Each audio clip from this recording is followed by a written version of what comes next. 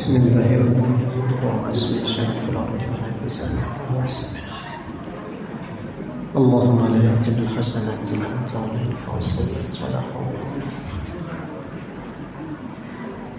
السلام عليكم ورحمة الله وبركاته.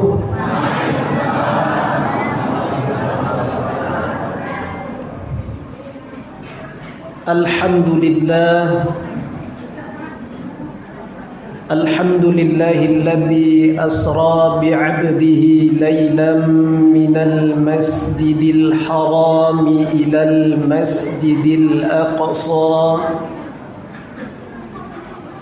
اللهم صل وسلم على سيدنا محمد المجتبى وعلى آله وصحبه أهل التقى والوفاء. اللهم أخرجنا من ظلمات الوهم وأكرمنا بنور الفهم وافتح علينا بمعرفة العلم وزين أخلاقنا بالحلم وانشر علينا من خزائن رحمتك. سبحانك لا علم لنا إلا ما علمتنا إنك أنت العليم الحكيم. رب اشرح لي صدري ويسر لي أمري واحلل عقدة من لساني يفقه قولي. اللهم اجعلنا ممن يستمعون القول فيتبعون أحسنه. Alhamdulillah, senantiasa kita bersyukur kepada Allah Subhanahu wa ta'ala atas limpahan nikmat dan kemudahan dari Allah Subhanahu wa ta'ala. Hingga saat ini kita masih diberikan kesehatan, kesempatan, hidayah dan taufik sehingga kita dapat kembali beristiqamah di dalam ubudiyah kita kepada Allah. Terkhusus di malam hari ini kita dapat hadir di masjid yang kita cintai ini dalam rangka memperingati Isra dan Mi'rajnya baginda Muhammad sallallahu alaihi wasallam. Mudah-mudahan setiap langkah kaki dan ayunan tangan, setiap niat dan amal yang salih Bapak Ibu semuanya selalu menjadi nilai yang istimewa, pahala yang berlipat ganda di sisi Allah Subhanahu wa ta'ala. Amin ya rabbal alamin. Bersalawat dan salam tak lupa kita ucapkan kepada junjungan alam, Nabi yang agung, Rasul yang mulia, baginda Muhammad sallallahu alaihi wasallam, dengan mengucapkan Allahumma salli ala sayyidina Muhammad wa ala ali sayyidina Muhammad. Assalamu alayka ya Rasulullah, assalamu alayka ya Habiballah. Mudah-mudahan dengan senantiasanya kita bersalawat dan salam kepada beliau serta qudwah dan uswah, yakni mengikuti dan mentauladani sunnah-sunnahnya, insyaallah kelak kita mendapatkan syafaatnya, yaitu syafaatul uzma, syafaat yang kita nanti-nantikan pada satu hari yang mana tiada seorang nabi pun yang dapat memberikan syafaat kecuali syafaat yang datang melalui baginda Muhammad sallallahu alaihi wasallam. Yang saya hormati Bapak Pengurus Masjid Siti Maryam beserta jajarannya, yang saya muliakan tokoh masyarakat, alim ulama, cerdik pandai, para pemuda, pemudi, adik-adik kami semuanya yang insyaallah kita semua senantiasa di dalam cucuran rahmat dan maghfirahnya Allah Subhanahu wa ta'ala. Bapak Ibu hadirin wal hadirat yang dimuliakan Allah Subhanahu wa ta'ala, Pada malam hari ini kita duduk bersama-sama di masjid yang kita cintai ini dalam rangka memperingati Isra dan Mi'rajnya Nabi besar Muhammad sallallahu alaihi wasallam. Di mana peristiwa ini berlaku, kata para alim ulama kita, pada tanggal 27 Rajab. Malam ini 28. Ya, ini 28 nih, Pak. Karena berganti hari, bulan Hijriah itu maghrib tadi. Ya, habis 27-nya masuk 28 malam ini. Berarti memperingati. Kalau belum sampai tanggalnya menyambut. Ini memperingati. Mudah-mudahan duduk kita bersama di sini menjadi pengerat ukhuwah Islamiyah kita dan menjadi penyebab diampunkannya dosa-dosa kita semua insyaallah. Bapak Ibu hadirin wal hadirat yang dimuliakan oleh Allah Subhanahu wa taala. Maka sepakat mayoritas ulama mengatakan bahwasanya peristiwa Isra dan Mi'rajnya Nabi besar Muhammad sallallahu alaihi wasallam ini adalah sebuah hadiah sebagai pelipur lara, penghibur hati yang sedang dalam keadaan sedih yang bersangat-sangat. Sehingga para ulama kita mengistilahkan tahun itu adalah tahun kesedihan, amul hazan, tahun kesedihan, di mana Rasulullah sallallahu alaihi wasallam mesti kehilangan dua sosok insan yang sangat berarti dan sangat beliau kasihi di dalam hidup beliau. Yang pertama, tatkala meninggalnya paman yang tercinta. Siapa pamannya, Pak Ibu? Abu Talib, yang selalu mencintai beliau, yang selalu melindungi beliau, menjaga beliau dari segala bahaya. Sayangnya Abu Talib kepada Rasulullah sallallahu alaihi wasallam itu luar biasa. Sehingga dikatakan, jika ada orang yang menyakiti Muhammad sehujung kuku saja, maka aku menjadi perisainya, aku yang menjadi pembelanya. Meninggal paman yang dicintai, bersedih luar biasa, tak bisa diungkapkan kesedihannya seperti apa, Ibu yang dimuliakan Allah. Selang beberapa hari kemudian meninggal pula istri yang dicintai. Pak, siapa yang tak sedih, Pak? Bini meninggal. Meninggal sosok seorang istri yang sekian lama berjuang bersama-sama beliau untuk mensyiarkan, mendakwahkan Islam ini. Ibunda Khadijah radhiyallahu anha, yang mudah-mudahan Allah meridainya. Ibunda Khadijah ini, Bapak Ibu yang dimuliakan Allah, bukan orang susah, bukan orang miskin. Ibunda Khadijah ini seorang saudagar, seseorang yang kaya raya. Toko-toko kain di dalam kota Makkah itu semuanya punya Ibunda Khadijah. Orang kaya. Begitu hidup bersama-sama Rasulullah sallallahu alaihi wasallam, dia berjuang segenap tenaga dan hartanya untuk Rasulullah sallallahu alaihi wasallam. Demi Rasulullah sallallahu alaihi wasallam, agar Islam ini tersebar.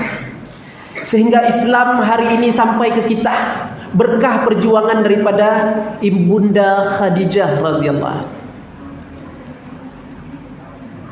Seperti apa perjuangannya, Bapak Ibu yang dimuliakan Allah? Habis sehabis-habisnya sehingga tak tersisa sedikit pun. Di saat itu Rasulullah memang dalam keadaan kecewa, sedih hati, di mana dakwah beliau di saat itu belum dapat diterima oleh kaumnya. Dia pulang dalam keadaan lesu, tak berdaya, habis tenaga. Pakaiannya penuh dengan najis, kotoran onta. Balik ke rumah, kemudian setibanya di rumah mengucapkan salam, memandang wajah istrinya, Ibunda Khadijah, dalam keadaan menyusui Fatimah. Dikatakan tak ada makanan di bawah tudung nasi itu lagi, Bapak Ibu. tak ada asupan makanan, sehingga dikatakan tak keluar lagi air susu ibunda Khadijah itu. Diisap juga terus sama Siti Fatimah radhiyallahu anha. Maka dikatakan dalam sebuah riwayat, sehingga bukan air susu lagi yang keluar tetapi darah. Ini luar biasanya Bapak Ibu, kesulitan, susah di atas kesusahan. Tak ada sesusah-susah orang kita di hari ini mengalami kesusahan seperti itu. Kemudian Rasulullah mengangkat Siti Fatimah, kemudian meletakkannya di atas tikar jerami yang dijalin dari daun-daun itu. Kemudian Rasulullah saking lelahnya meletakkan kepalanya ke atas paha ibunda Khadijah radhiyallahu anha. Sehingga kalau bahasa kita dikatakan terlayanglah, tidur terlayang Rasulullah SAW.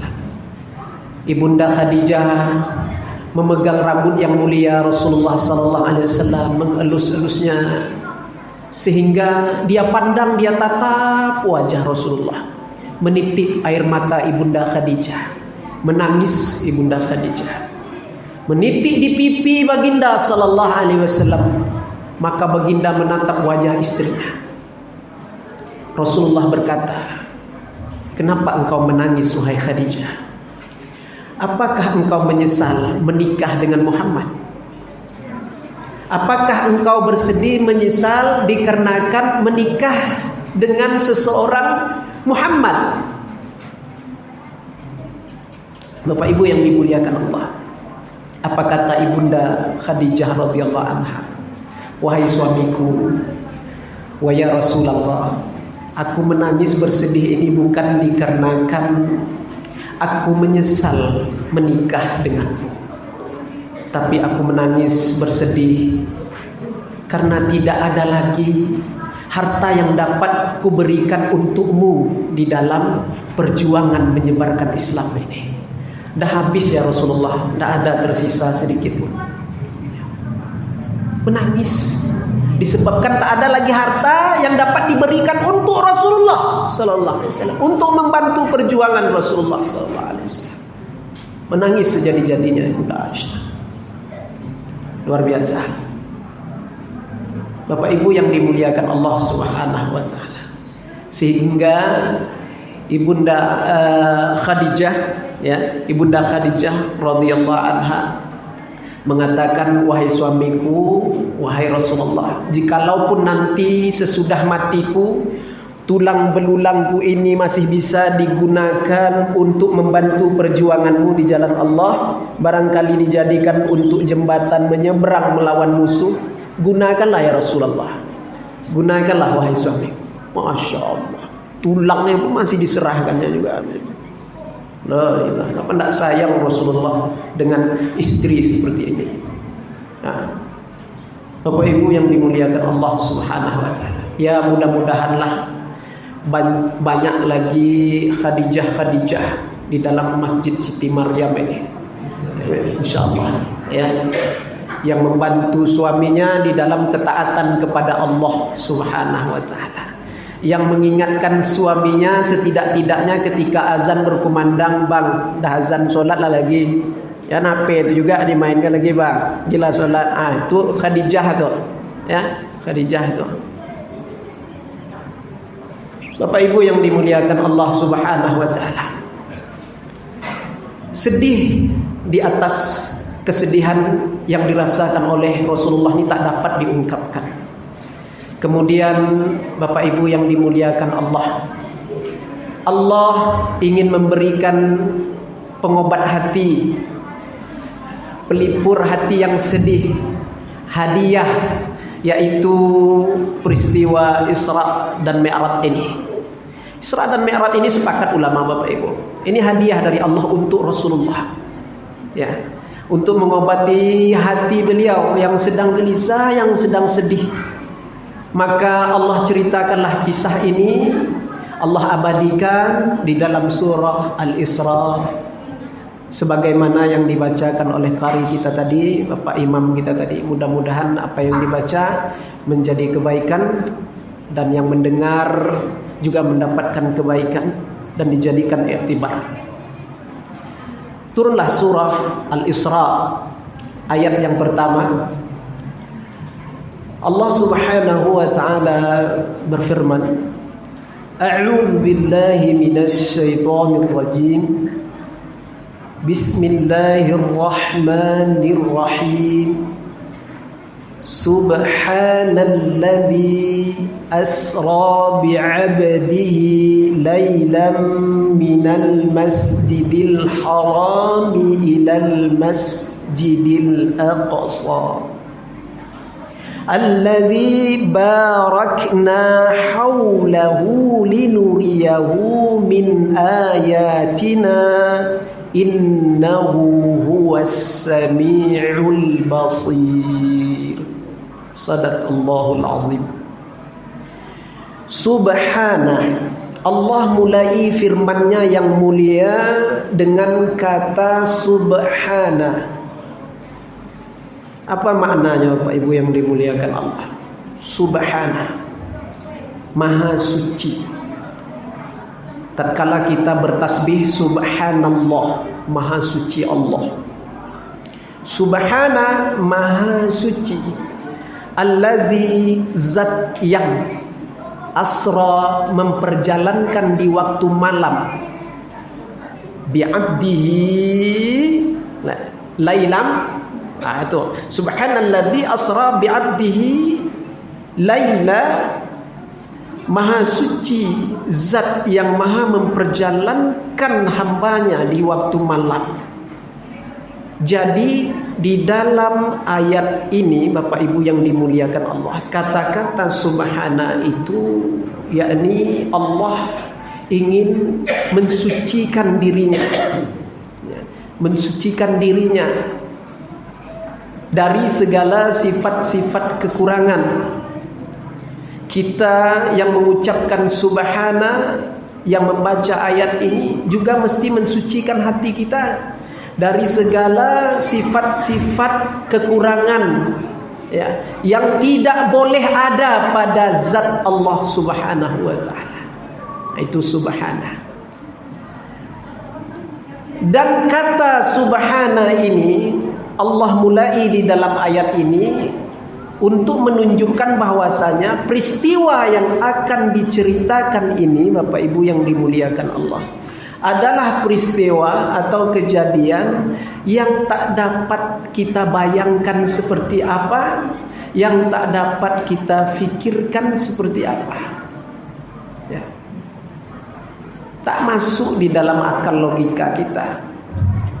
Maka yang dapat mengimaninya, meyakininya 100% itu adalah keimanan. Makanya Allah mulai dengan kata-kata subhanah. Maka sucikan Allah Subhanahu wa taala dari segala sifat-sifat kekurangan. Ini Allah dah mulai dengan subhana nih Bapak Ibu. Jadi tidak boleh kita ya memikirkan jadi seperti apa tuh ya, kira-kira bagaimana tuh ya, kok bisa ya, tidak mungkin lah ya. Itu hilangkan itu semua, hilangkan semua. Subhana, Maha suci Allah dari segala sifat-sifat kekurangan. Allah mampu berkuasa mutlak untuk melakukan hal apa saja, karena Allah berkuasa di atas tiap-tiap sesuatu. Innallaha ala kulli syai'in qadir. Bapak Ibu yang dimuliakan Allah Subhanahu wa taala, Maha suci Allah, zat yang memperjalankan. Asra itu artinya memperjalankan. Allah yang memperjalankan hambanya, yaitu Nabi Muhammad SAW. Bukan keinginan kehendak Rasulullah, tidak, tetapi Rasulullah itu diperjalankan. Ini penguat lagi nih Bapak Ibu, penguat lagi bahwasanya memang kejadian ini luar biasa. Tidak bisa kita pikirkan dengan otak, akal logika kita ini. Nabi itu berjalan atas kuasa Allah. Asra, zat yang maha mulia, zat yang maha suci yang memperjalankan Rasulullah sallallahu alaihi wasallam. Kemudian bi'abdihi, kata-kata bi'abdihi, hambanya, bermakna Rasulullah sallallahu alaihi wasallam itu bukan berangkat atau berjalan malam itu dalam keadaan mimpi, tak sadar, tidak. Tapi Rasulullah dalam keadaan jaga, dalam keadaan sadar, ya. dengan ruh dan jasad beliau. Bukan ruhnya saja yang pergi itu, dengan ruh dan jasad beliau. Itu sepakat para ulama itu, ya. Itu asra. Maknanya sayyarallahu 'abdahu Muhammadan sallallahu alaihi wasallam. Allah yang memperjalankan hambanya Nabi Muhammad sallallahu alaihi wasallam, ya. Laila, di waktu malam. Di situ tak ada alif lam. Coba perhatikan ayat itu, tidak ada alif lam. Laila, ya, itu diwakafkan, ya. Kalau tidak lailan, diwakafkan laila. Maknanya isim nakirah. Isim nakirah ini Bapak Ibu yang dimuliakan Allah mengisyaratkan, menunjukkan bahwasanya kejadian itu berlaku sepintas. Kejadian yang begitu cepat. Ya. Itu makna laila. Sekejap malam saja. Tak sampai semalaman suntuk, tak sampai. Bahkan dikatakan ketika Rasulullah kembali, tempat tidur beliau itu masih hangat, ya. Kendi di mana berisikan air, kemudian centong lah bahasa kitanya yang digunakan oleh Rasulullah itu, ya, wadah yang digunakan Rasulullah untuk mengambil air itu masih basah, belum kering. Begitu cepatnya perjalanan di waktu malam itu, luar biasa. Itu makna la ilaha itu, ya. Berlaku dalam sekejap malam saja, ya. Kuasa Allah. Kok bisa Pak Ustaz? Tadi sudah dimulai oleh Allah Subhanahu, sucikan itu. Hati kita sucikan, ya. Jangan sampai ada keraguan-raguan lagi di hati kita, jangan sampai ada lagi syak di dalam hati kita. Ini mutlak ala qudratillah, di atas kuasa Allah Subhanahu wa taala. Minal masjidil haram, min di situ, minal, kan ada min tuh Bapak Ibu, itu min libtida'il ghayah. Di situ Rasulullah start perjalanan, memulai perjalanannya min, dari Masjidil Haram. Kenapa tak dibilang dari rumah Ummu Hani, saudara perempuannya? Kenapa tak dibilang dari dekat Ka'bah di saat beliau sedang berbaring-baring dengan saudara-saudaranya di situ, ya. Nah, maka ayat ini sebenarnya juga ingin membenarkan dua hal tersebut, karena dua pendapat itu benar adanya. Beliau diundang makan malam di rumah Ummu Hani, ini saudara perempuannya, ya. Kemudian setelah makan malam, beliau duduk bersandar di dinding rumah Ummu Hani itu. Kemudian kalau bahasa kitanya terlayang lah Bapak Ibu, ya. Terlayang, kemudian datanglah Jibril alaihi salatu wassalam, ya. Mikail, Israfil, 3 orang malaikat dalam satu riwayat dikatakan mendatangi Rasulullah sallallahu alaihi wasallam, kemudian membawa Rasulullah dari rumah Ummu Hani ke dekat Ka'bah, persisnya di Hijr Ismail itu, ya. Kemudian terus membawa Rasulullah ke sumur Zam-Zam untuk melakukan pembedahan. Apa yang dibedah Pak Ustaz? Hati Rasulullah itu sudah dibedah sebanyak 3 kali Bapak Ibu yang dimuliakan Allah. Pertama di waktu kanak-kanak beliau, di waktu kecilnya, agar terhindar, terjauh dia daripada sifat kekanak-kanakan, degil, mada, itu tidak ada pada Rasulullah SAW. Jadi jangan sekali, ya, bilang Rasulullah itu juga sama dengan kita waktu kecilnya, ya, manjat pagar rumah orang, nyolong jambu, itu tidak ada Rasulullah. Karena sudah disucikan hatinya, dibersihkan sama dokter Jibril, ya, alaihissalam. Jibril itu dokter bedah tuh Bapak Ibu, ya, 3 kali membedah dada Rasulullah sallallahu alaihi wasallam tanpa pisau, tanpa jahitan, tanpa benang. Itu macam mana tuh Pak Ustaz? Subhanah, sucikan itu. Jangan ada syak di dalam hati, jangan ada ragu-ragu di dalam hati, ya. Kemudian yang kedua, dicuci hati Rasulullah sallallahu alaihi wasallam itu Bapak Ibu di saat menerima wahyu yang pertama di Gua Hira. Nah, Bapak Ibu yang dimuliakan Allah Subhanahu wa taala. Kemudian yang ketiga ini di waktu hendak diperjalankan di malam Isra dan Mi'raj ini. Setelah dicuci, dibersihkan hati beliau, dipenuhi dengan hikmah dan ilmu oleh Allah Subhanahu wa taala, maka menjadi kuatlah hati Rasulullah SAW. Itu kalau tidak dibedah, Pak, kata ulama, tidak sanggup Rasulullah berjalan. Tidak sanggup, Pak. Kalau orang kita ini langsung tewas, Pak, mati juga langsung seketika, Pak. Karena kejadiannya dahsyat, luar biasa. Maka itu maksud tujuan daripada dibedahlah, dibersihkan hati Rasulullah, dipenuhi dengan hikmah dan ilmu. Maka suci di atas suci, ya, bersih di atas bersih, bertambah kuatlah hati Rasulullah sallallahu alaihi wasallam untuk menjalani perjalanan Isra dan Mi'raj itu. Kemudian setelah daripada itu Jibril pergi ke surga, Pak. Jibril pergi ke surga. Kenapa Jibril pergi ke surga? Mencari buraq, kendaraan atau tunggangan yang paling pantas, secepat kilat, Bapak Ibu. Ya, bahkan cepat dari cahaya ini, Bapak Ibu. Bapak Ibu yang dimuliakan Allah Subhanahu wa taala. Pergilah Jibril menjemput. Di dalam surga itu ada taman, Bapak Ibu, taman-taman surga, di mana di situ banyak buraq-buraq yang ditambat dan bermain di situ semuanya, Bapak Ibu. Jibril tadi pergilah, ya, tegak-tegak di pagar lah, ya. Nah, tengok mana buraq yang pas untuk Rasulullah kira-kira nih, ya. Tengoknya satu-satu, Bapak Ibu, ya. Semua buraq itu, ya, mengusulkan dirinya untuk dipilih. Ini Bapak Ibu. Oh, Jibril, saya siap. Oh, ya. Jibril nih, Bapak Ibu, lain pula, Bapak Ibu. Kalau yang mengusulkan diri seperti ini tidak dipilih sama Jibril. Ya. Yang menyodorkan diri, ya, pencitraan segala macamnya itu tidak dipilih sama Jibril itu. Ya, ini bukan kampanye, ya, Bapak Ibu, ya. Tidak dipilih sama Jibril itu. Ditengok sama Jibril, ada di pojok-pojok taman di dalam surga itu, Bapak Ibu, ya, seekor buraq yang menangis, buraq betina. Ya, menangis terseduh-seduh. Datanglah dihampiri oleh Jibril. Kenapa kau menangis? Aku tahu sebenarnya engkau sedang memilih kendaraan yang layak untuk membawa baginda Muhammad sallallahu alaihi wasallam di malam Isra Mi'raj ini. Maka pada malam hari ini aku merasa tak layak ditunggangi oleh seseorang insan yang sempurna, insan yang dikasihi oleh Allah Subhanahu wa taala. Kata Jibril, kau ni lah yang cocok ni.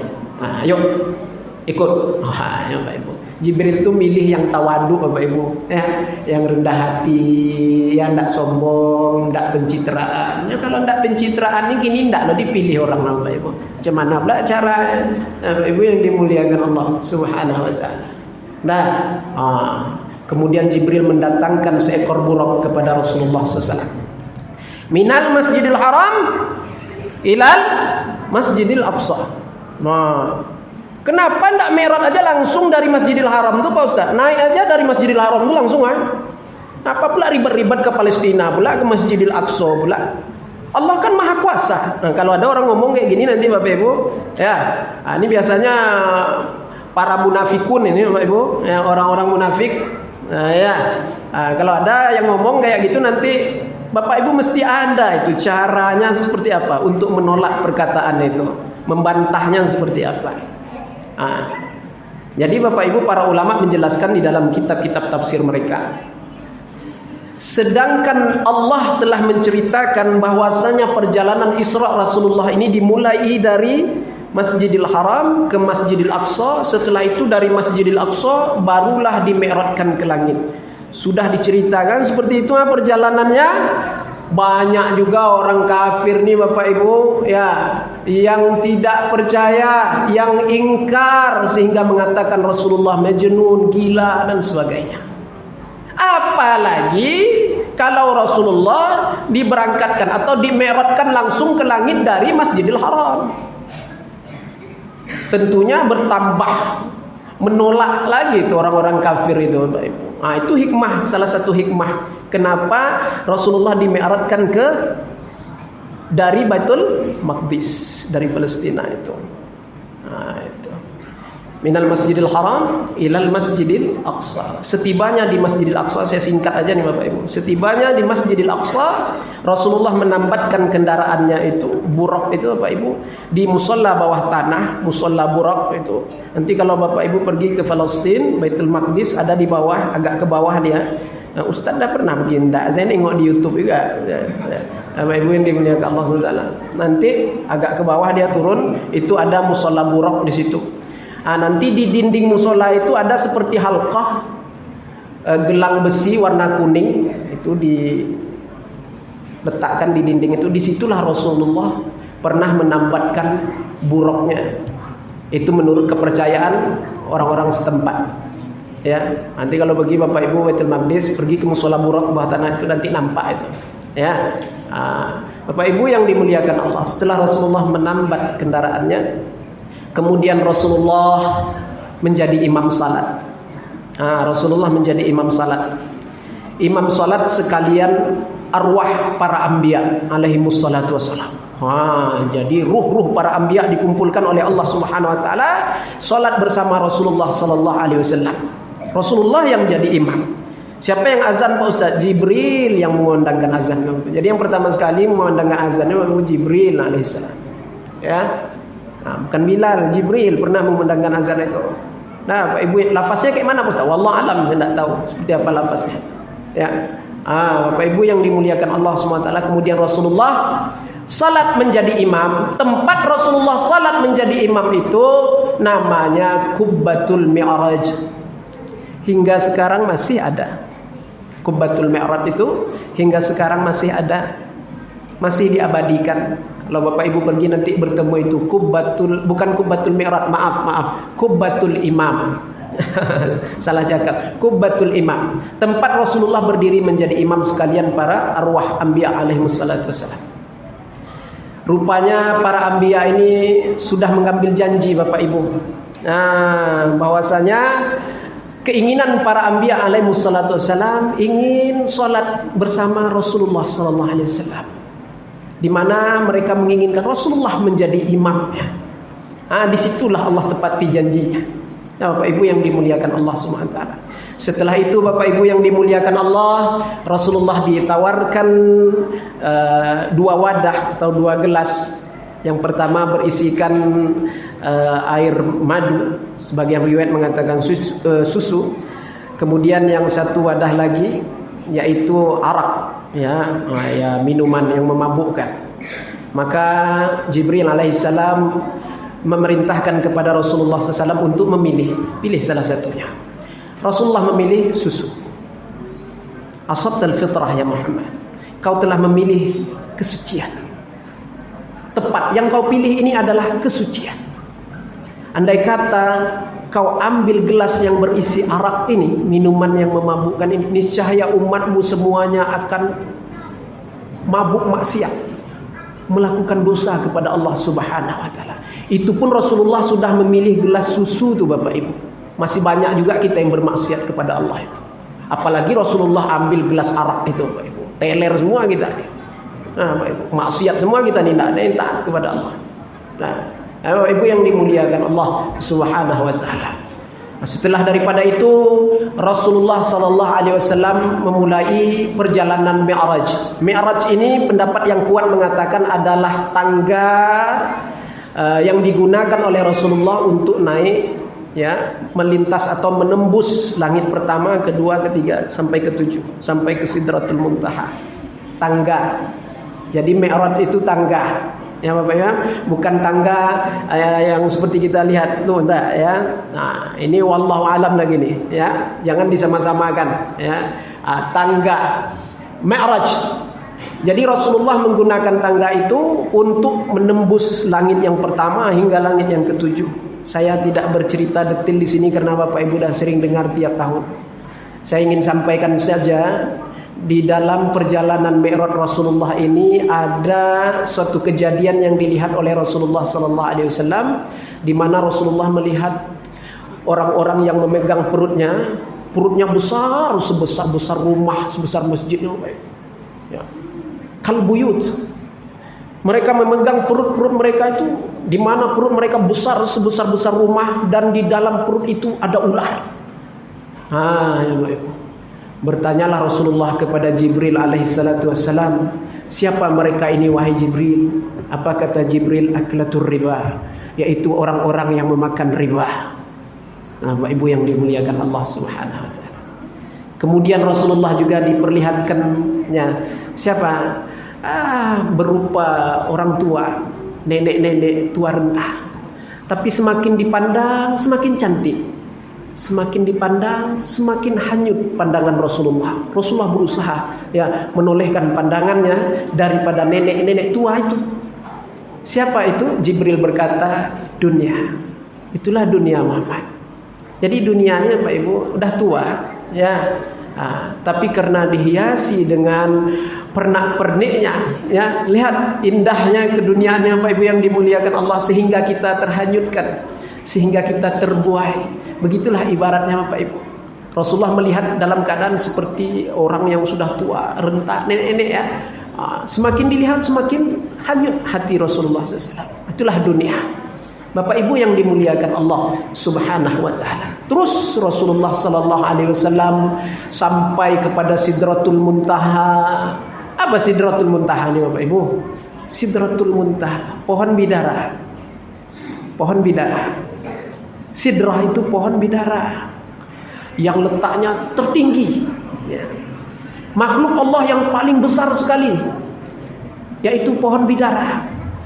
Malaikat nih Bapak Ibu, kita ketahui besar-besarnya itu luar biasa. Tiap-tiap malaikat itu, dia kembangkan sebelah sayapnya itu Bapak Ibu tertutup antara langit dan bumi itu. Itu besarnya setiap malaikat itu. Dia kembangkan sebelah sayapnya itu tertutup langit dan bumi. Timur barat itu tertutup Bapak Ibu. Tetapi malaikat kalau dibandingkan dengan pohon Sidratul Muntaha, pohon bidara itu Bapak Ibu seperti kunang-kunang yang hinggap di dedaunan pohon bidara itu. Sidratul Muntaha. Itu besarnya makhluk Allah yang satu ini Bapak Ibu, Sidratul Muntaha. Rasulullah tidak dapat mendustai hatinya dengan apa yang telah dia lihat, itu Sidratul Muntaha itu. Jadi terbelalak mata Rasulullah melihat makhluk Allah Sidratul Muntaha ini Bapak Ibu. Teruslah Rasulullah sallallahu alaihi wasallam. Tapi kalau Bapak Ibu mau tahu sidrah ini, yaitu daun bidara ini banyak keutamaannya. Bagus kalau Bapak Ibu ambil 7 lembar, kemudian ditumbuk, dihaluskan, kemudian dimasukkan ke air, dibacakan surah Al-Fatihah atau ayat-ayat kursi, diminum, insya Allah Allah angkat penyakit-penyakit di badan, penyakit malas dan segala macamnya, insya Allah was-was, keraguan-raguan di dalam hati Allah sembuhkan itu. Ada orang-orang yang kerasukan, anak-anak yang suka mengigau malam, itu bisa dibuatkan, diminumkan. Daun bidara 7 lembar, itu keutamaan daun bidara. Beli, tanam di depan rumah, berkah, karena dikatakan iblis ini Bapak Ibu, syaitan ini takut dia dengan pohon bidara itu, apalagi daun bidara atau pohon bidara yang di surga itu, Sidratul Muntaha itu. Jadi dekat Sidratul Muntaha, dekat pohon bidara itulah Jannatul Ma'wa Bapak Ibu, surganya Allah Subhanahu wa taala. Bapak Ibu yang dimuliakan Allah. Kemudian singkat cerita, Rasulullah sallallahu alaihi wasallam bermunajat dengan Allah Subhanahu wa taala. Bukan berjumpa, bukan bertatap muka seperti kita berjumpa pada malam hari ini, bertatap muka di malam hari ini, bukan, Rasulullah itu menerima perintah salat dalam keadaan munajat dengan Allah Subhanahu wa taala. Bermunajat, dalam keadaan munajat, bukan bertatap muka berjumpa, tidak, Maka jangan kita jadikan dalil bahwasanya peristiwa Isra Mi'raj ini menunjukkan bahwasanya Allah itu di atas langit, karena Rasulullah berjumpa dengan Allah bertatap muka di atas langit. Itu salah paham, Jadi Bapak Ibu yang dimuliakan Allah, Rasulullah menerima perintah salat itu dengan munajatnya Rasulullah kepada Allah Subhanahu wa taala. Di dalam doa Rasulullah dapatlah perintah salat. Berapa waktu Bapak Ibu? Ini dah tiap tahun ceritanya Bapak Ibu. 50 waktu. Rasulullah ini orangnya tidak banyak cerita, Bapak Ibu. Dia tidak banyak nego, ya, tak banyak komentar orangnya. Dapat 50, bawa pulang 50. Kalau 100 waktu pun dibagi sama Allah, Bapak Ibu, dibawa pulang sama Rasulullah. Tidak banyak komentar Rasulullah. Itu luar biasa Rasulullah. Berjumpa dengan Nabi Musa, Bapak Ibu. Ya, Nabi Musa ini orangnya suka komentar, Bapak Ibu. Dari mana Muhammad? Aku dapat perintah sholat. Berapa waktu? 50 waktu. Oh iya, besar itu Muhammad. Berat itu. Ya, umatku ya umurnya panjang-panjang ratusan tahun. Badannya besar-besar. Ya, umatmu badannya kecil-kecil. Ya, pemalas-pemalas itu kata Nabi Musa. Ya, kau minta kuranglah lagi wahai Muhammad. Itu banyak kali itu 50 waktu itu.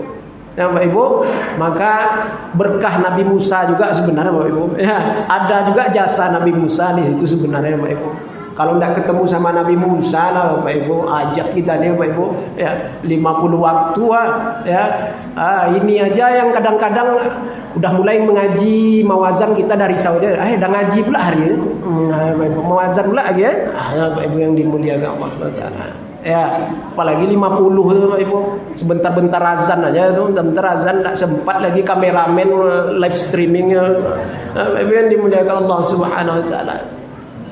Kemudian Bapak Ibu yang dimuliakan Allah, singkat cerita bolak-balik Rasulullah bolak-balik di situ, bolak-balik bermunajat, bukan bolak-balik berjumpa. Bapak Ibu yang dimuliakan Allah Subhanahu wa taala. Bapak Ibu yang dimuliakan Allah Subhanahu wa taala, kemudian Rasulullah akhirnya mendapat keringanan sehingga 5 waktu sehari semalam. 5 waktu itu setara 50 juga tuh Bapak Ibu. Karena satu waktu diganjarkan 10. 5 waktu ya 50. Man jaa bil hasanati falahu asyru amsalihha. Sesiapa yang melakukan satu kebaikan, Allah lipat gandakan menjadi 10 kebaikan. Jadi satu waktu sholat itu setara dengan 10 waktu sholat Bapak Ibu. 5 waktu sehari semalam, 50 waktu. Itu Bapak Ibu. Ya, ganjaran fadilah umat Muhammad sallallahu alaihi wasallam luar biasa. Ya, dengan rahmat Allah, dengan keadilan Allah Subhanahu wa taala. Kemudian Rasulullah SAW pulanglah Bapak Ibu. Dapat 5 waktu sehari semalam. Ya, di mana Rasulullah mendaratnya Bapak Ibu? Ini bahasanya mendarat lah ya. Di mana Rasulullah mendarat? Tempat di mana Rasulullah memulai kepergian, keberangkatannya tadi itu. Disitulah Rasulullah mendarat tuh Bapak Ibu. Ya, dikatakan di rumah Ummu Hani. Nah, Bapak Ibu yang dimuliakan Allah Subhanahu wa taala, singkat cerita, poin pada malam hari ini yang sangat penting sekali untuk kita ambil pelajaran, yaitu mengenai salat 5 waktu sehari semalam. Nah, ini Bapak Ibu yang dimuliakan Allah Subhanahu wa taala. Mengenai salat 5 waktu sehari semalam.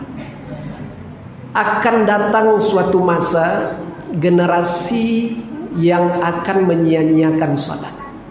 Fa khalafa min ba'dihim khalfun adha'us salata wattaba'us syahawati fasawfa yalqawna ghayya. Akan datang suatu generasi, kata Allah, di mana mereka suka menyia-nyiakan salat, bahkan meninggalkan salat. Udah ada generasi seperti ini Bapak Ibu. Bapak Ibu, udah banyak ya. Mudah-mudahan tidak ada di rumah kita. Bukan suami kita, bukan istri kita, bukan anak kita. Mudah-mudahan tidak ada di rumah kita Bapak Ibu. Ya, Bapak Ibu yang dimuliakan Allah Subhanahu wa taala. Fa khalafa min ba'dihim khalfun adha'us shalah wattaba'us syahawat. Mereka hanya mengikuti nafsu syahwat mereka semata. Fasawfa yalqawna ghayya. Kelak mereka akan dimasukkan ke dalam lembah ghayya. Lembah ghayya ini Bapak Ibu terdapat di dalam neraka jahanam. Khusus untuk orang-orang yang meninggalkan sholat. Ada satu lembah lagi Bapak Ibu namanya Sakor. Sakor ini juga khusus untuk orang yang meninggalkan sholat. Disitulah diazab, didera orang-orang yang meninggalkan sholat. Satu waktu yang ditinggalkan dengan sengaja tanpa adanya keuzuran, halangan yang dibenarkan di dalam syariat, maka dia mesti diazab di dalam lembah itu selama 1 hukbah.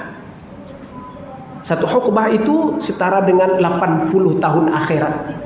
1 hari akhirat 1000 tahun dunia. Silahkan dikalikan Bapak Ibu. Ya, Umur kita, kesempatan hidup kita di dunia ini 60-70 tahun. Tak setara dengan dosa kita meninggalkan satu waktu sholat saja itu, Bapak Ibu yang dimuliakan Allah Subhanahu wa taala. Maka di dalam hal ini amanah yang Allah berikan kepada Rasulullah untuk kita semua, maka jangan kita sia-siakan. Amanah ini amanah yang luar biasa. Inna aradnal amanata 'alas samawati wal ardi wal jibal.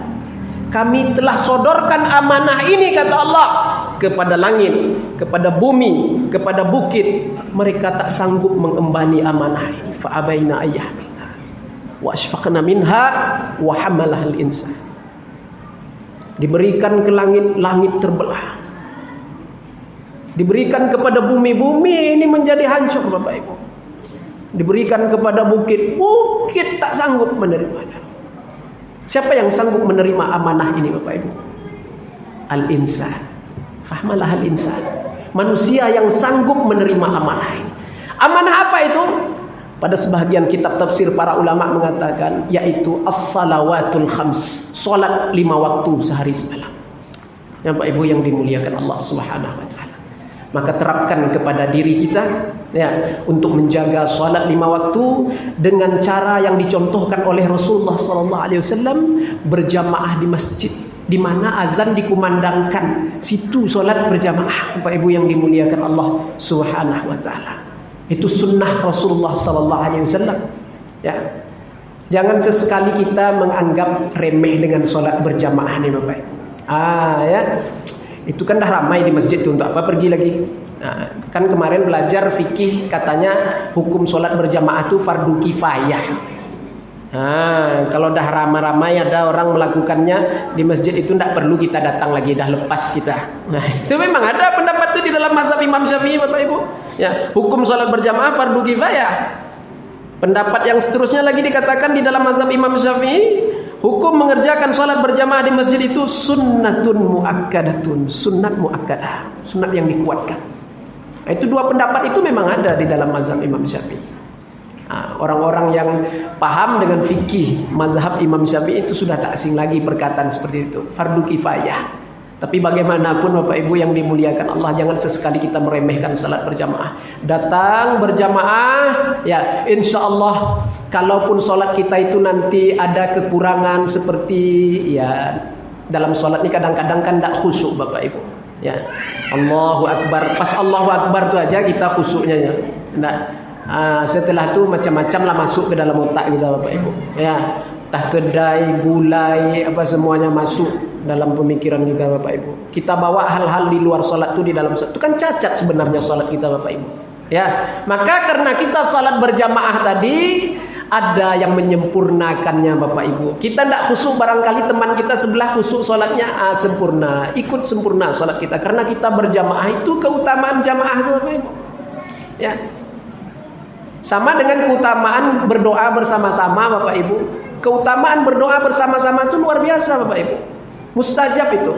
Terkadang kita berdoa ini tidak dikabulkan oleh Allah nih, Bapak Ibu. Karena banyak yang haram masuk ke dalam perut, yang subahat masuk ke dalam perut, terhijab doa kita. Tapi karena kita berdoa bersama-sama, mungkin kita tak sanggup, belum bisa menjaga yang subahat, yang haram, tapi ada kawan-kawan yang lain yang berdoa juga di saat itu, yang lebih suci hatinya, yang lebih khusyuk di dalam doanya, maka semua doa di dalam berjamaah itu diijabah oleh Allah Subhanahu wa taala. Itu keutamaan tuh, Bapak Ibu.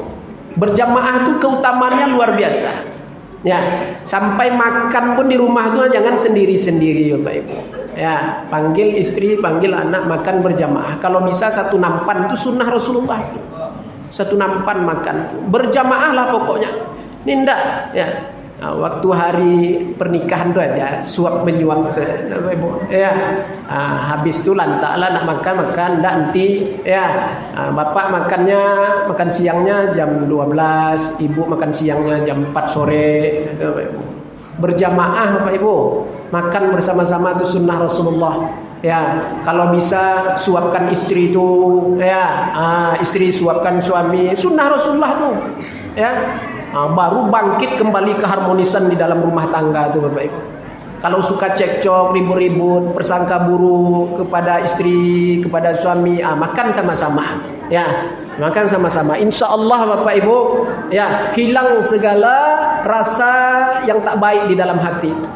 Meningkatlah keharmonisan di dalam rumah tangga itu. Itu sunnah Rasulullah tuh. Jadi yang namanya jamaah ini tidak bisa kita tinggalkan Bapak Ibu. Berjamaah.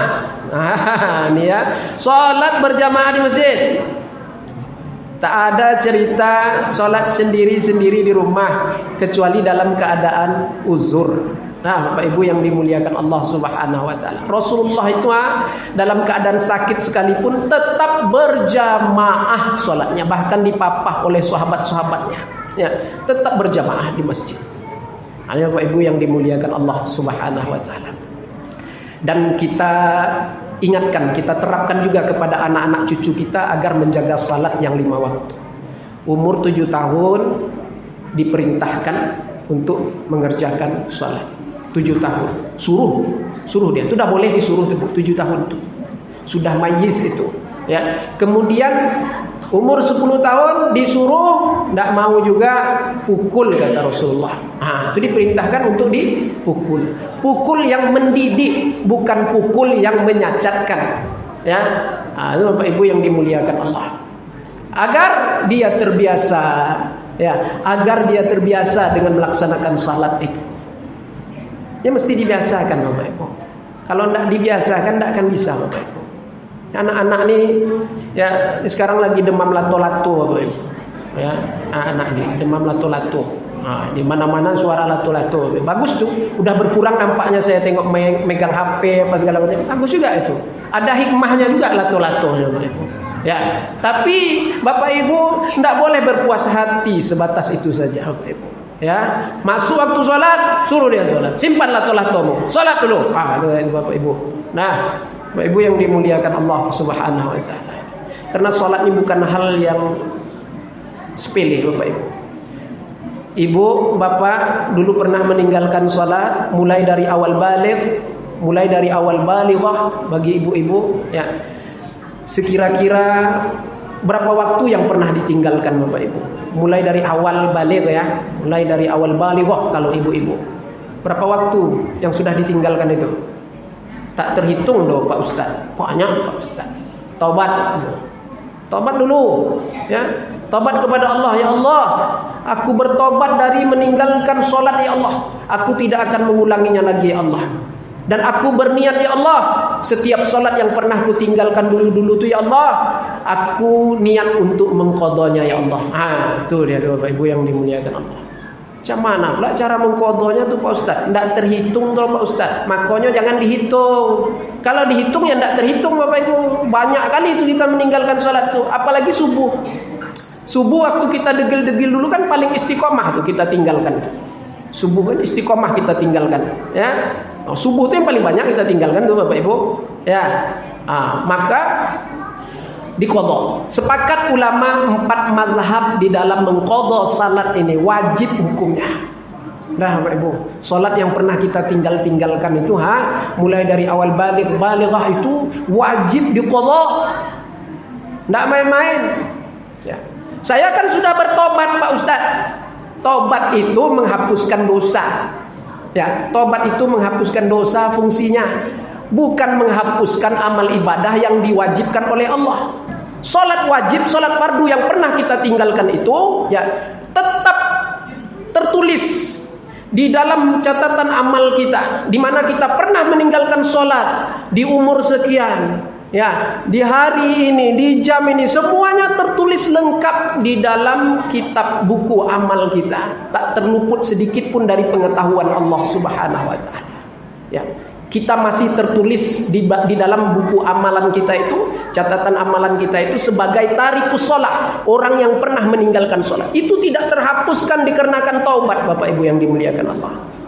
Jadi sekali lagi taubat itu fungsinya menghapuskan dosa, bukan menghapuskan amal ibadah yang sudah diwajibkan oleh Allah yang pernah kita tinggalkan itu tetap ada dan mesti diqadha baru lunas. Itu Bapak Ibu yang dimuliakan Allah. Sepakat 4 mazhab itu Bapak Ibu yang dimuliakan Allah. Ya, kemarin ada ustaz tuh menyampaikan ndak perlu dikodo tuh Pak Ustaz. Ndak perlu dikodo tuh. Terus banyak aja salat sunat. Tobat banyak-banyakkan salat sunat. Itu sumbernya daripada Imam Ibnu Hazm. Saya sampaikan malam ini sumbernya daripada Imam Ibnu Hazm. Beliau seorang ulama Az-Zahiri, mazhab Zahiri, ya, bukan mazhab Syafi'i, ya, mazhab Az-Zahiri, di luar 4 mazhab. Beliau adalah ulama, memang ulama, kita akui beliau ulama, tapi ulama di luar 4 mazhab. Yang saya sampaikan kepada ibu, bapak barusan, wajib qadha itu sepakat 4 mazhab. Imam Syafi'i, Maliki, Hambali, Hanafi semua sepakat bahwasanya sholat yang pernah kita tinggalkan, entah kemarin, entah sebulan yang lalu, entah tahun lalu, dulu mulai dari awal balik, ya, yang udah banyak kita tinggalkan tuh wajib diqadha. Ya, wajib diqadha. Bapak Ibu yang dimuliakan Allah Subhanahu wa taala. Ini kadang orang kita Bapak Ibu bangun subuh jam 8 umpamanya. Kelewatan ya, malam nonton sinetron Indosiar. Pagi bangun jam 8 subuh. Salat subuh belum lagi Bapak Ibu. Ini kayak mana nih Pak Ustaz? Ya Bapak Ibu, tetap dilakukan salat subuh itu. Ini ada juga orang kita Bapak Ibu, ngapa salat lagi nih, waktunya dah habis, enggak bisa salat lagi doh katanya. Enggak bisa salat lagi katanya. Anak pula enggak bisa. Di waktu kita sadar kita baru bangun tuh kita belum sholat, itulah waktu sholat kita. Qadha namanya tuh. Jadi qadha ini Bapak Ibu membayar, ya, sholat yang sudah terluput waktunya. Itu yang kita kerjakan tuh dinamakan qadha. Sholat di luar waktu namanya. Kalau di dalam waktu itu namanya, kalau kita ulang lagi i'adah namanya itu. Kalau sudah lewat waktunya kita buat lagi sebagai mengganti, itu namanya qadha. Nah, Bapak Ibu yang dimuliakan Allah Subhanahu wa taala. Caranya Pak Ustaz, tobat dulu, jangan Bapak Ibu terbebankan pula dengan kata-kata qadha itu. Karena kalau bicara bab qadha ini orang mulai berkerut kening ya Bapak Ibu. Apa pengajian Pak Ustaz ini qadha ini? Ya, kodok enggak katanya kan? Bapak Ibu yang dimuliakan, ada ya model itu Bapak Ibu. Nah, jadi Bapak Ibu jangan dipikirkan, jangan dihitung-hitung, enggak perlu. Cukup tobat kepada Allah, betul-betul menyesal di dalam hati. Dulu-dulu kita pernah meninggalkan sholat, karena meninggalkan sholat itu dosa besar, minal kabair, dosa besar. Satu waktu meninggalkan sholat, faqad kafar, sungguh dia telah kafir, kata Rasulullah sallallahu alaihi wasallam. Berapa waktu yang sudah banyak kita tinggalkan dengan sengaja, melengah-lengahkannya sehingga terluput waktunya, tidak juga kita kerjakan. Berapa banyak, tak terhitung. Maka taubat, menyesal di dalam hati, dan niat di dalam hati untuk mengqadhanya. Kalau mati kita malam ini Bapak Ibu, Allah lunaskan hutang piutang kita semuanya. Ya, hutang piutang sholat ya, bukan hutang piutang sama tetangga sebelah, itu tidak lunas tuh ya, Bapak Ibu. Jadi kalau kita sudah tobat dan niat mengqadha Bapak Ibu, meninggal kita malamnya, dilunaskanlah hutang-hutang yang mana kita dulu pernah meninggalkan sholat, lunas. Tapi kalau Allah kasih umur panjang, maka bayarlah, nyicil, dicicil, diqadha, ya. Jangan mobil Avanza, Fortuner itu aja yang dikredit, dicicil Bapak Ibu. Sholat yang pernah kita tinggalkan tuh cicil juga tuh, diqadha, dibayar. Sholat tuh lebih mahal lagi daripada Fortuner tuh Bapak Ibu. Sholat tuh lebih mahal daripada Pajero tuh lagi. Ya, kita sibuk menyicil kendaraan gitu. Sholat tuh yang ditinggalkan kok tidak dicicil tuh. Bayar tuh hutang kepada Allah. Terlebih utama untuk dilunaskan. Nah, jadi caranya Pak Ustaz, qabliyah ba'diyah untuk orang-orang yang banyak meninggalkan sholat tidak dibenarkan. Sekali lagi, sholat sunat qabliyah ba'diyah bagi mereka yang dulu-dulu banyak meninggalkan sholat, maka tidak dibenarkan untuk melakukannya. Jadi tinggalkan dulu ba'diyah qabliyah itu.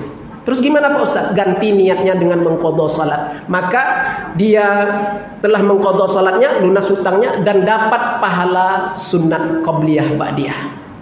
Dah Bapak Ibu, umpamanya sebelum subuh nanti Bapak Ibu qadha salat subuh. Ya, sama seperti sholat subuh biasa, pakai kunut, sama ya, tidak ada bedanya. Tapi niatnya berbeda. Sengaja aku sholat fardu subuh 2 rakaat, qadhaan, mengqadha karena Allah Ta'ala. Tetap 2 rakaat, jangan dibuat 1 rakaat pula. Ya, tidak boleh dikosor-kosor, tetap 2 rakaat. Kemudian Bapak Ibu yang dimuliakan Allah Subhanahu wa taala. Dan waktu qada ini tidak ada batas atau tidak ada waktu-waktu larangan, bebas. Bapak Ibu tidak ada kerja, luang waktu, silahkan qada salatnya. Ya, malam bangun ganti tahajud. Tahajud tidak usah lagi Bapak Ibu, salat sunat tahajud itu tinggalkan aja dulu. Kalau memang dulu banyak meninggalkan salat yang fardu, ya, tinggalkan salat sunat tahajud itu, ganti dengan qada zuhur, qada subuh, qada asar, maka sudah dapat di situ pahala tahajud. Dah, buat satu dapat dua. Bapak Ibu, buat satu dapat dua. Nanti zuhur ya, besok zuhurnya sebelum zuhur qada zuhur 4 rakaat. Sengaja aku salat fardu zuhur 4 rakaat mengqada karena Allah Taala. Ya. Sunat tidak perlu Pak Ustaz, tidak perlu sunat qabliyah itu. Sudah dapat pahala sunat qabliyah di situ, gratis. Itu kata para ulama kita. Karena keutamaan yang qada itu di atas sekalian yang sunnah. Ya Bapak Ibu, nilai perintah Allah yang fardu yang wajib itu di atas sekalian perintah-perintah yang sunnah. Jadi jangan sesekali kita bandingkan amalan sunat dengan amalan yang fardu Bapak Ibu. Jadi aku tidak bisa Isra nanti lagi Pak Ustaz. Apa pula dibandingkan Isra dengan qada? Ya, Isra sunat, mengqada itu wajib. Bapak Ibu, tidak bisa kita banding-bandingkan itu. Yang ditanya nanti Bapak Ibu, yang pertama sekali disoal dihisab itu bukan sholat Isra kita, bukan sholat duha, sholat qabliyah ba'diyah, bukan sholat sunat tahajud kita. Awwalu ma yuhasabu, yang pertama sekali dihisab di hari kiamat itu di dalam kubur itu salat kita. Salat yang 5 waktu itu, as-salawatul khams. Nah, Bapak Ibu yang dimuliakan Allah Subhanahu wa taala.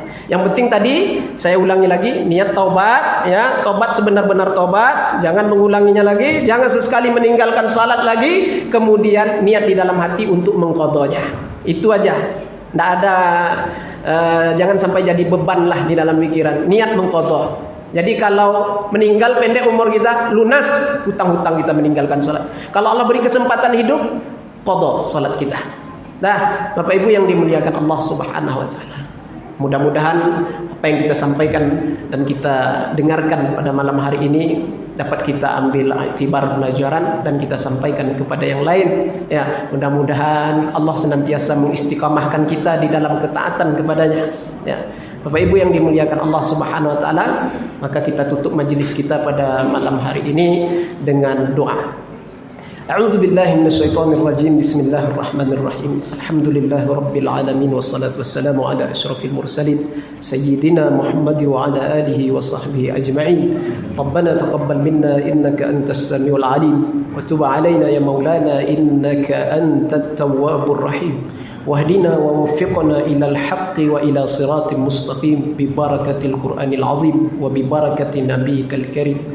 ربنا تقبل منا صلاتنا وصيامنا وسائر أعمالنا تامة واغفر لنا ذنوبنا عامة ولا تعذبنا يوم القيامة إنك على كل شيء قدير. ربنا اغفر لنا ولوالدينا وارحمهم كما ربونا صغارا ولمشايخنا ولجميع المسلمين والمسلمات والمؤمنين والمؤمنات والأحياء منهم والأموات برحمتك يا أرحم الراحمين. ربنا ظلمنا أنفسنا وإن لم تغفر لنا وترحمنا لنكونن من الخاسرين. ربنا آتنا في الدنيا حسنة وفي الآخرة حسنة وقنا عذاب النار. وصلى الله على سيدنا محمد وعلى آله وصحبه وسلم والحمد لله رب العالمين. تقبل الله منكم.